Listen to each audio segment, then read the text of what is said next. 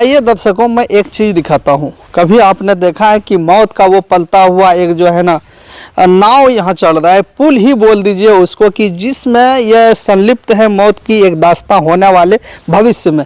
कभी लोगों का एक दिन ऐसा आएगा कि इस पुल पर चलते हुए गाड़ी से या फिर पैदल चलते हुए लोग आकर के इस पुल के जद में आएंगे और फिर वो अपने जान को गंवा देंगे। क्यों गंवाएंगे, इनके बारे में भी आपको बताते हैं। अब मैं ऐसा बात क्यों कह रहा हूँ, जब इधर से गुजर हुई और वीडियो एक जो सर्कुलेट हो रहा था पिछले 24 घंटे से सोशल मीडिया पर, तो मैंने भी सोचा कि चलो बना लेते हैं। और फिर जब इस स्पॉट पर आते हैं बनाने के लिए, तो हकीकत वो सारी बातें जो कि हमने पिछले 24 घंटे में सुनी थी, दंग रह जाएंगे आप देख करके। आप देख लीजिए, ये पुल है। ये पुल कहाँ है? ये झारखंड के लोकल एरिया को बिहार के लोकल एरिया से जोड़ती है, यानी फत्तू चक्का पुल गेरवा नदी पर बना हुआ ये पुल है।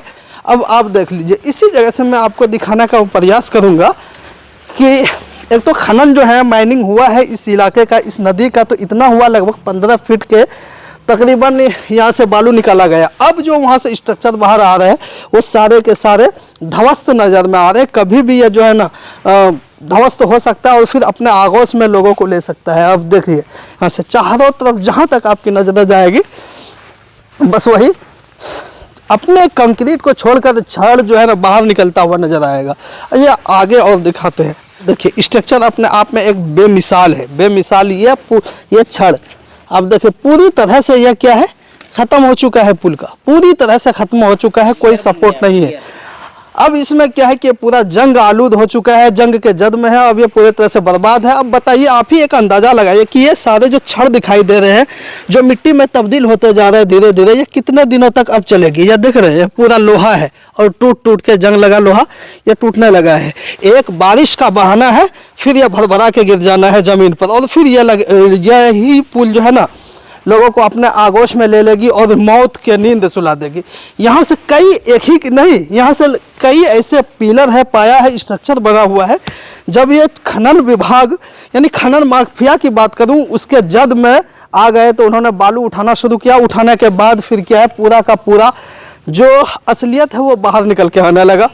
फिर मैं और दिखाऊँ नज़दीक से, यह वाला छड़ देखिए, यह वाला, ये फाउंडेशन बना हुआ है। इस फाउंडेशन के नीचे ये सारे छड़ है, वो छड़ है, ये छड़ है अपने आप में जो है ना अंतिम दिन गिन रहा है, कह रहा है कि कब हो ना हो हम जो है ना किसी को आगोश में ले ले। सारे के सारे इसी तरह से है। और बता दूं कि चाहे झारखंड के वो सरकार के मंत्री हो जो इस क्षेत्र में यानी इस विभाग से रिलेटेड हो, इसके अलावा दूसरा कोई अधिकारी हो जिसके ज़माने में ये सारे के सारे पुल का ये फाउंडेशन तैयार हुआ, पुल पूरा तैयार हुआ, किस तरह से भ्रष्टाचार हुआ होगा इसमें। एक सिर्फ खनन होता है खनन माफियाओं के द्वारा, और फिर ये सारा का सारा असलियत और हकीकत बाहर आ जाती है लोगों के सामने में, और ये दिखाई देता है कि क्या असल में हुआ होगा। आप सोचिए कि अगर एक बारिश होती है, किस तरह से वो भरभरा के पूरा का पूरा पुल नीचे आ जाएगा, और फिर कोई अधिकारी नप जाएगा, कोई इसमें इंजीनियर नप जाएगा, कोई इसमें सरकार के कोई नुमाइंदे हो जाएंगे, लिपापोती हो जाएगा। लेकिन बाद में क्या होगा, बस वही चीज़ जो फिर चलता रहेगा। पुल अपना काम मुकम्मल कर चुके। क्या लगता है कितना बड़ा घोटाला नज़र आ रहा है, या कैसे ये जो है ना, किस नज़रिए से देखते हैं आप?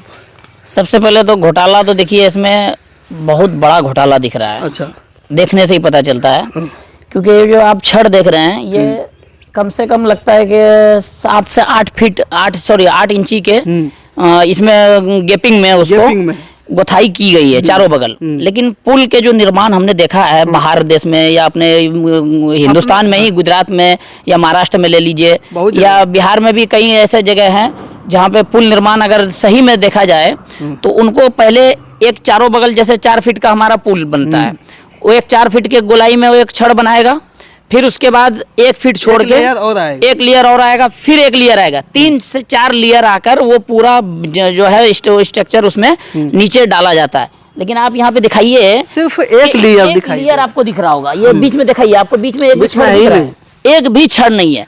तो ये आखिर इतना बड़ा भ्रष्टाचार कैसे हो गया क्यों अधिकारी ने इसका जांच नहीं किया, या जो यहाँ पर काम करवा रहे थे इंजीनियर वो क्या कर रहे थे, हमको यही समझ में नहीं आ रहा अभी तक।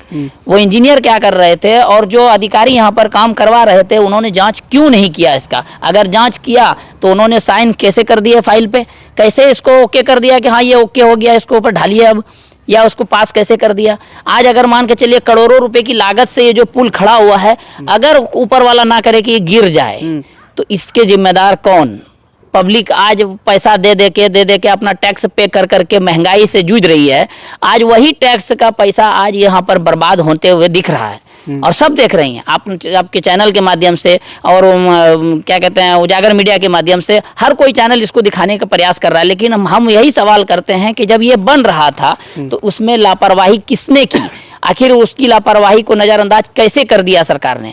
सरकार इतने बड़ी जब चला रहे हैं, आप पूरे राज्य को चला रहे हैं, बिहार से भी सरकार चल रही है, झारखंड की भी सरकार चल रही है, ये जिनके भी द्वारा निर्माण किया गया है, तो हम आपको साफ यही दिखाना चाहते हैं कि इसका दोबारा से जांच किया जाए और जो अधिकारी इसमें संलिप्त थे उनके ऊपर कार्रवाई होनी चाहिए। और जो भी इसको निर्माण करने वाले ठेकेदार हैं, जिस कंपनी के माध्यम से भी ये ठेकेदारी लेकर उसको बनाया गया है, जो भी कंपनी ने इसको बनाया है, इसको दोबारा से जांच करके उनके ऊपर पेनल्टी किया जाए ताकि पब्लिक का टैक्स का जो पैसा है वो वापस आ सके। और इसमें जितने भी बड़ी गाड़ियां जो चलती हैं अभी फिलहाल तत्काल इस वजह से, क्योंकि ये बीच में है, आप उधर भी देख सकते हैं, आप 4-5 पिलर उधर है, 5-6 पिलर इधर है, ये बीच का जो पिलर है आप ये सबसे डैमेज हो चुका है अभी।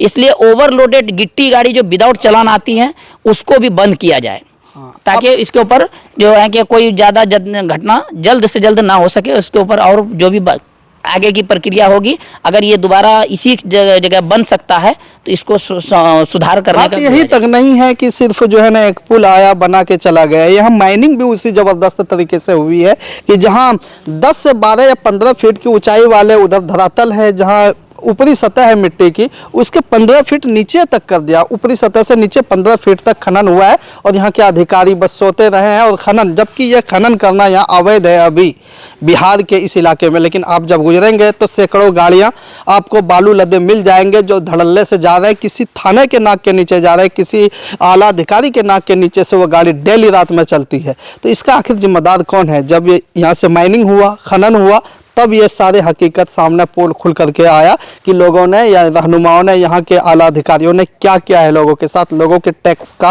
किस तरह से दुरुपयोग किया गया।